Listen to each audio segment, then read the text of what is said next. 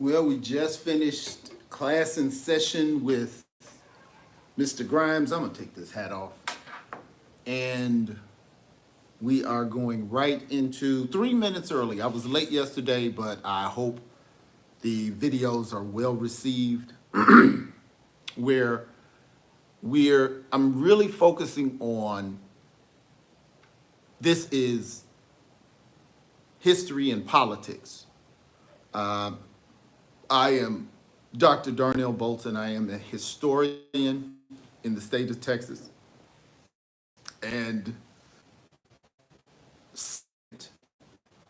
focus on an occurrence that's going on today, right now, in real time, where convict leasing is being proposed by Donald Trump.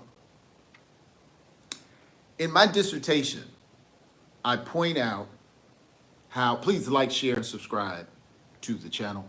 Do it now, by the way, go ahead and join. I point out in my dissertation that once the country in the late 1800s solidified its governing documents, your Bill of Rights, your United States Constitution, state constitutions. Around 1792, they began to decide who would get to participate in this participatory experiment that they called democracy. Okay? This is not pure democracy like democracy was in Rome, or thought to be in Rome, where it's one man, one vote. Who wants this? Everybody raise their hand, everybody get a vote, we go with the majority. There are different types of democracy, and the democracy that was being proposed in the United States was a very new form of government that had never been tried before. And at the end,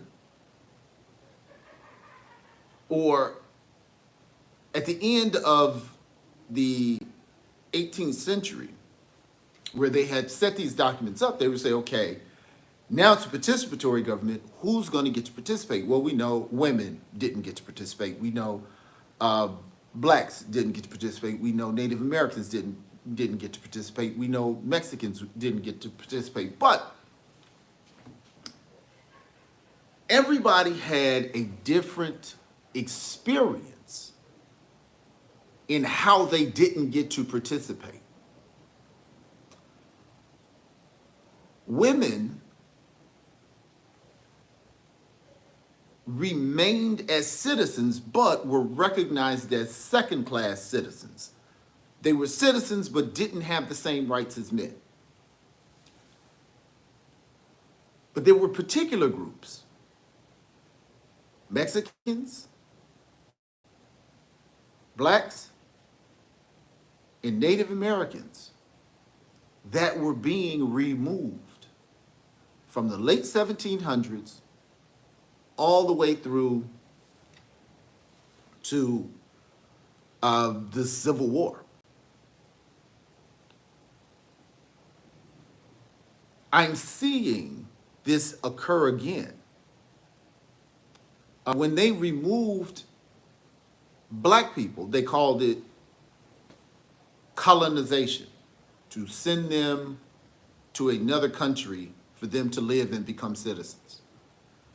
When they removed Mexicans, they called it a treaty, Guadalupe Hidalgo. The only people that they called this removal a removal was Native Americans. Everybody heard the Indian Removal Act, that is most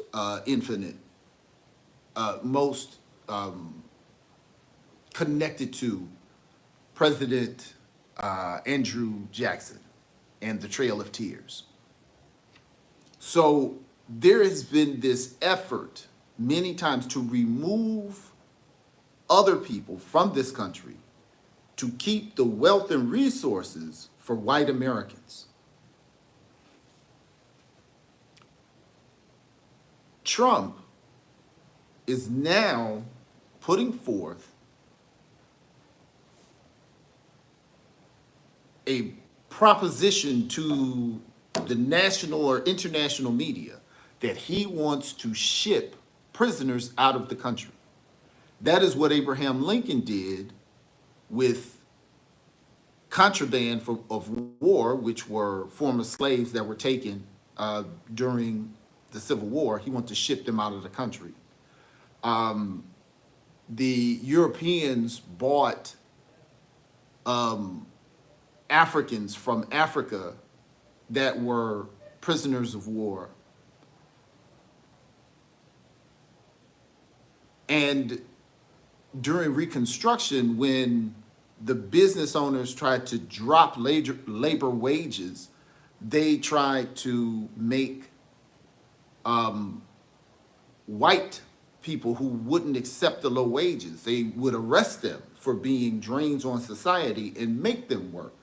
So this removal, this, be it convict leasing, be it imprisonment, has always been in an effort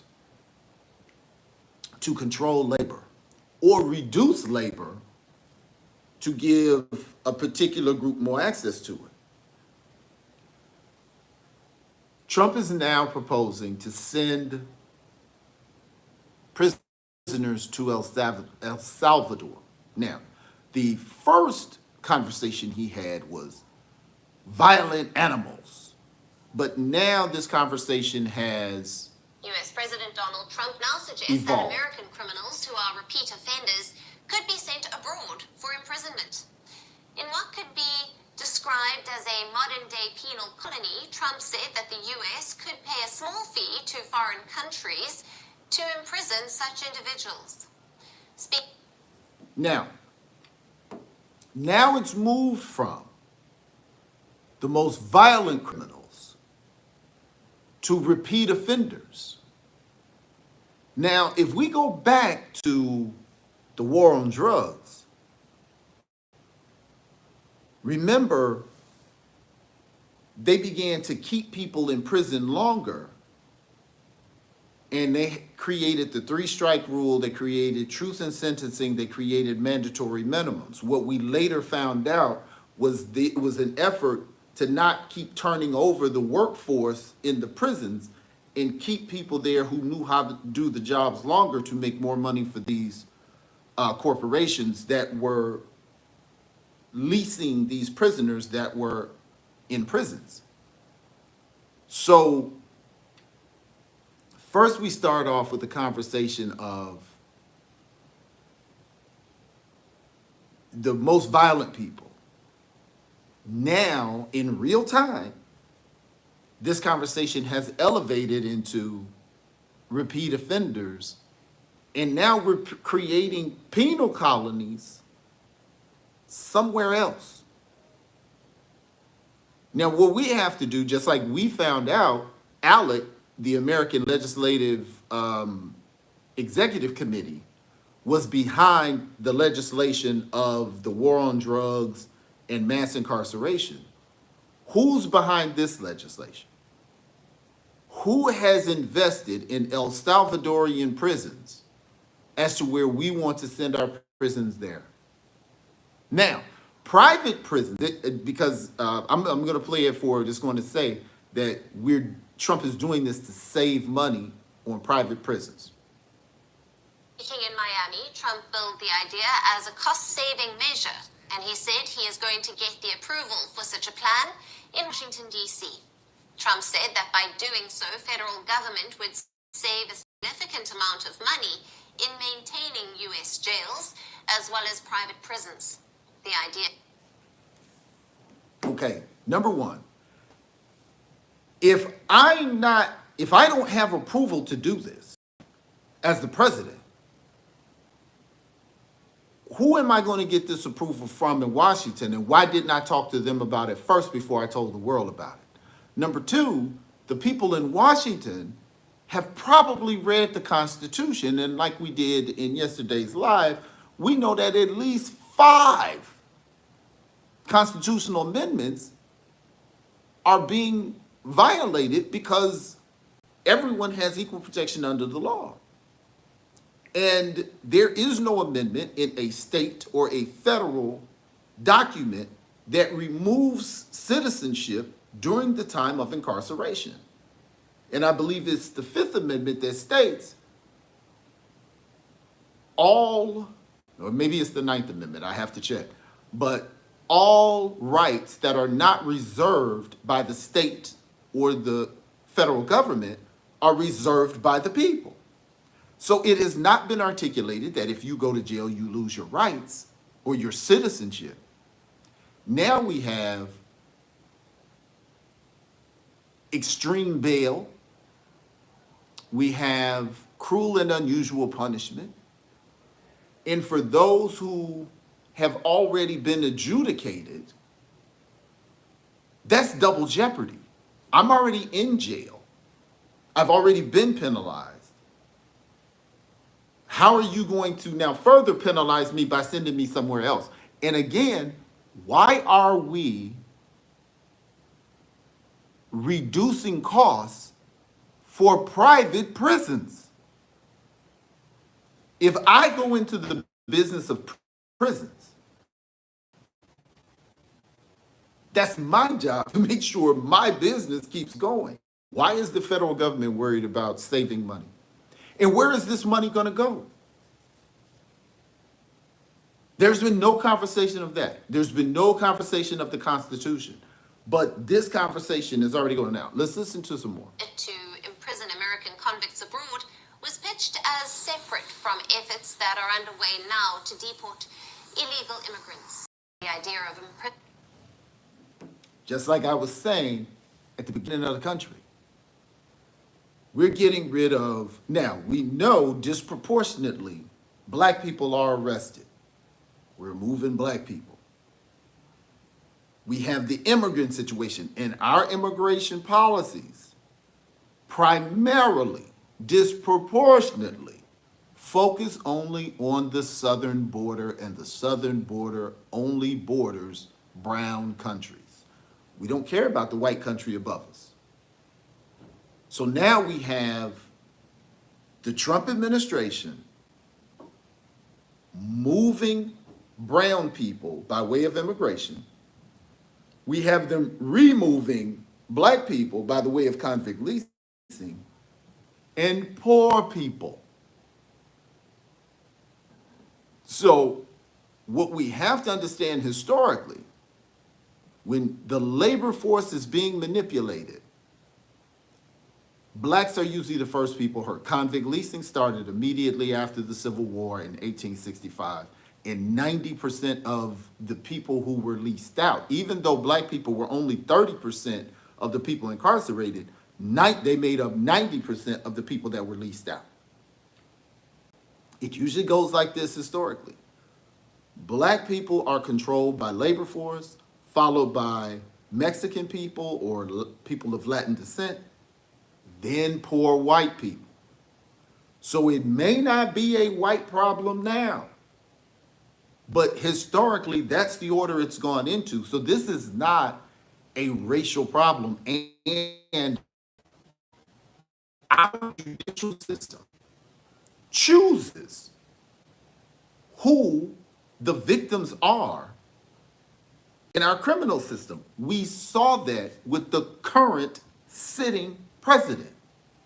No matter what your thoughts are about Donald Trump or his policies, it is extremely obvious that there was a coordinated effort to use the judicial system to get him to stop running for office. He just wouldn't. So we know that our judicial system is not impartial. We know that our judicial system is used for outcomes. So whatever group that they want to get rid of, that's the group they're going to police. Just like in the war on drugs, they policed heavily black poor areas. There's just every FBI and university research pointed out there's more likely for a white person to have drugs on them and a white community to have drugs in it than it is a black person or a black community. But they purposely policed the area that they wanted to arrest people in. So if I'm using convict leasing as a reason to get rid of people, all I have to do is police your area more heavily. Yes, crime could be going on more in the black area, but if I police the Latin area more, I'm going to make more arrests. Plus, I have the decision to let them go if I want to. Yes, there are people that are doing wrong in this neighborhood, but I give them a warning. But in this neighborhood, I arrest them. And we know that's happened. Remember, crack and powder cocaine. Crack is only boiled cocaine with baby laxative and baking soda. I don't know the recipe. But we know that they gave two completely different punishments to create a particular outcome to make one group within the labor force more penalized and incarcerated than the other. So what is it they're doing now? Why would a country want prisoners? Like Donald Trump said, those were animals. These are non-compliant at worst. Why is that what you're looking for? History would tell us because they're doing the same financial plan the United States did in the 80s and 90s. Low labor force, high revenues. So why are they going to El Salvador? These are our fellow Americans. Everybody was worried about fellow Americans when black folks were getting killed and Colin Kaepernick took a knee. But now we're not wondering, no matter what happened, these are Americans. Why are we sending them to El Salvador? Why is the president saying he wants to move Americans out of the country and he hasn't even checked it with the United States Constitution? The American people have to start asking these questions, because if we get used to not saying anything, it becomes normal. And then by the time it gets revealed what it is, it's too late. Everybody's already rich. And the people who were meant to be hurt are already hurt. And you know what they do? They do what Biden did. They do what Clinton did. They do what Hillary Clinton did. Bill Clinton, the president, Hillary Clinton, New York state senator, and many other Congress people did. Oh, we're sorry. That disproportionately hurt the black community. You're sorry? Where's the effort to let these people out of jail that were nonviolent, that you put in jail longer than people who did violent things, including Barack Obama? Barack went to go visit the people incarcerated, but he didn't do anything to affect this devastation on the black community. Where was the legislation to get these people out of prison? Because that shouldn't have happened. If it should have happened, why did you apologize for it? There has to be some outrage on what we're hearing. This is not political. This is preservation.